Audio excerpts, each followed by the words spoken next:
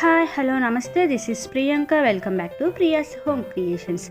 ఈరోజు నేను వచ్చేసి మీకు కొత్తిమీర వడి ఎలా ప్రిపేర్ చేసుకోవాలో చూపిస్తున్నానండి. వాటికి కావాల్సిన ఇంగ్రీడియంట్స్: కొత్తిమీర, బేసన్, రైస్ ఫ్లోర్, అలాగే జింజర్, అదేవిధంగా గ్రీన్ చిల్లీ పేస్ట్.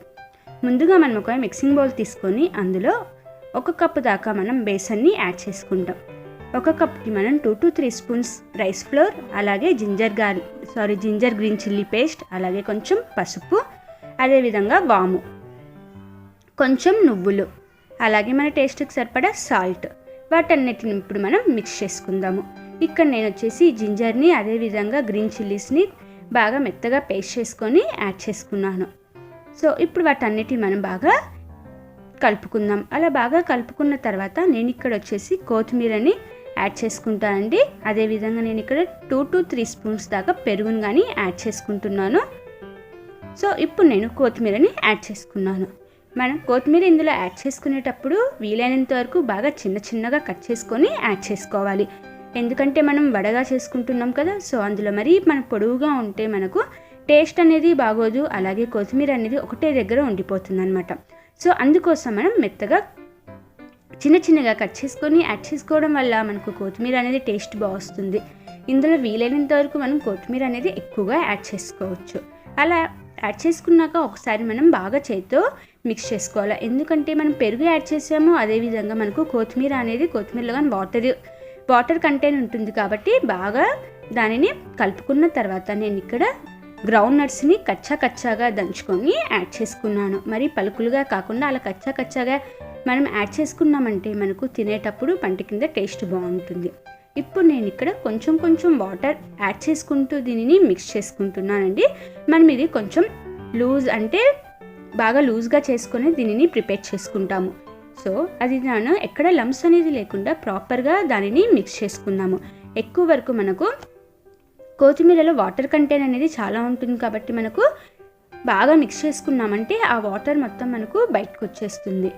అలా మనం కొంచెం వాటర్ యాడ్ చేసుకుంటూ దీనిని మనము కలుపుకుందాం. ఇప్పుడు మనకు కొత్తిమీర అనేది బాగా మార్కెట్లో ఎక్కువగా దొరుకుతుంది కదా, సో మనకు అలా కొత్తిమీర ఎక్కువ దొరుకుతుంది కాబట్టి ఇలా డిఫరెంట్ రెసిపీస్ అనేది మనం ట్రై చేసామంటే టేస్ట్ అనేది చాలా బాగుంటుంది. ఇందులో మనకు డీప్ ఫ్రై చేసిన ఆయిల్ అనేది చాలా తక్కువగా పడుతుందండి. సో అందుకోసం మనం ఈ రెసిపీ అనేది ఈజీగా మనం ఇంట్లో ప్రిపేర్ చేసుకోవచ్చు. అలాగే టేస్ట్ అనేది కానీ చాలా బాగుంటుంది. ఇది వచ్చేసి మనకు గుజరాతీ వంట అనమాట. సో మనం ఎక్కువ ఆంధ్రాలో అదేవిధంగా మనం ఇక్కడ ఎక్కువగా ట్రై చేయం కదా, ఇలా డిఫరెంట్ రెసిపీస్ అనేది మనం డిఫరెంట్ స్టేట్స్వి ప్రిపేర్ చేసుకుంటూ ఉంటే మనకు ఇంట్లో టేస్ట్ అనేది కానీ చాలా బాగుంటుంది. ఇప్పుడు నేను బ్యాటర్ని అనేది మొత్తం ప్రిపేర్ చేసుకున్నాను. మనం ఏ మౌల్డ్లో అయితే ఆ బ్యాటర్ని స్టీమ్ చేయాలనుకున్నామో ఆ మౌల్డ్కి మనం ఆయిల్ అనేది గ్రీస్ చేసుకుందాం. నేను ఇక్కడ కుకింగ్ స్ప్రే తోటి స్ప్రే చేసుకుంటున్నా అండి. మీరు ఆయిల్ తోటి దీంతో గ్రీస్ చేసేసుకోవచ్చు. అలా మొత్తం మనం గ్రీస్ చేసుకున్నాక మనం ముందుగా ప్రిపేర్ చేసుకున్న బ్యాటర్ని అందులో వేసుకుందాము. ఇందులో మనం కొంచెం స్పైసీగా చేసుకున్నామంటే టేస్ట్ బాగుంటుంది. మరి స్పైసీగా కాకుండా చప్పగా చేసుకుంటే అంత టేస్ట్గా ఉండదు. సో కారం వేసుకునేటప్పుడు పచ్చిమిర్చి కొంచెం ఎక్కువగానే యాడ్ చేసుకోవచ్చు. దాన్ని ట్యాప్ చేసుకున్నామంటే ఎయిర్ బబుల్స్ అంతా వెళ్ళిపోతాయి. నేను ఇప్పుడు స్టీమ్ చేయడానికి ఇక్కడ రైస్ కుక్కర్లో పెట్టుకుంటున్నాను. ఇది మనం 20 minutes దాకా మనం స్టీమ్ చేసుకుందాం. రైస్ కుక్కర్ లేదా ఇడ్లీ కుక్కర్లో అయినా మనం ఇది స్టీమ్ చేసుకోవచ్చు.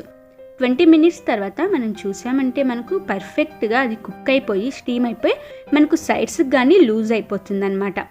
సో చూసారు కదా, అలా స్టీమ్ చేసిన తర్వాత మనం ఒకసారి చెక్ చేసుకుందాం బ్యాటర్ని, అది స్టీమ్ అయిందా లేదా అనేది. మనం పెట్టిన టూత్పిక్ అనేది మనకు ఏ బ్యాటర్ అనేది లేకుండా వచ్చిందంటే అది పర్ఫెక్ట్గా స్టీమ్ అయిపోయినట్టు. దానిని ఇప్పుడు మనం ఒక ప్లేట్లోకి తీసుకుందాము.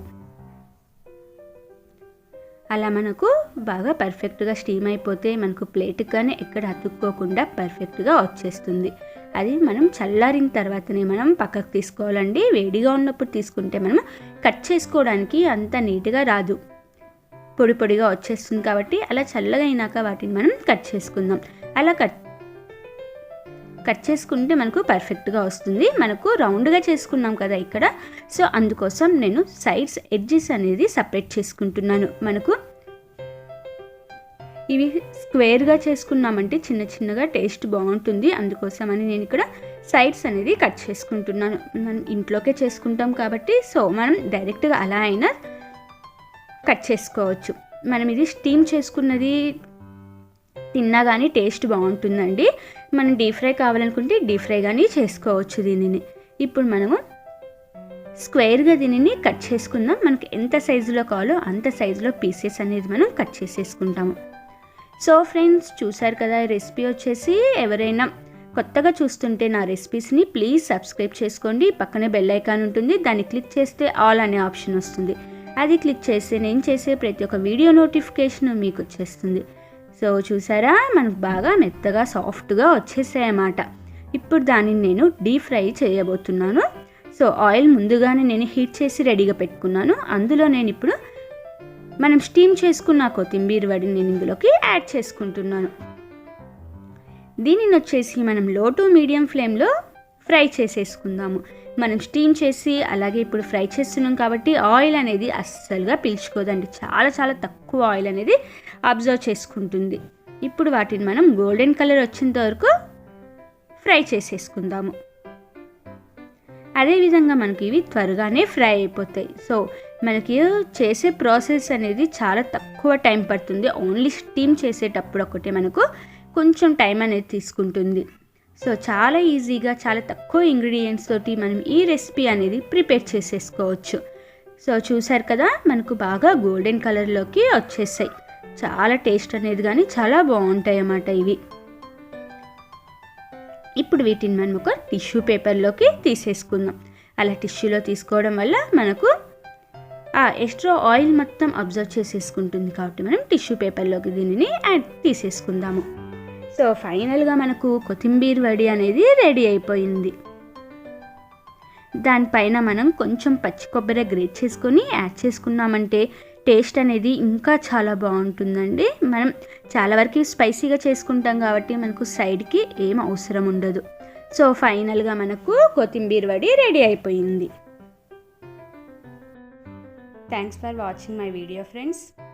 లైక్ చేయండి, కామెంట్ చేయండి, అలాగే షేర్ చేయండి, సబ్స్క్రైబ్ చేయండి. పక్కనే బెల్ ఐకాన్ ఉంటుంది, అది క్లిక్ చేస్తారంటే నేను చేసే ప్రతి వీడియో మీకు వచ్చేస్తుంది.